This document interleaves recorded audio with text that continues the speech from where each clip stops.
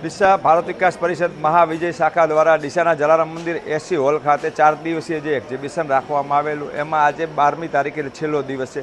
આ 4 દિવસ દરમિયાન ડીસાની વિવિધ જનતાઓએ, ભાઈઓએ, બહેનોએ અહીંયા આવી પોતાની ખરીદી કરી છે અને આ ખરીદી દરમિયાન એમને અહીંયા એકદમ સારી વસ્તુ, સારી ક્વોલિટીની વસ્તુઓ એક જ પ્લેટફોર્મ ઉપરથી મળી રહી। તેમજ આ એક્ઝિબિશન કરવાનો ભારત વિકાસ પરિષદ મહાવિજય શાખાનો ઉદ્દેશ કે જે આપણા દેશના પનોતા પુત્ર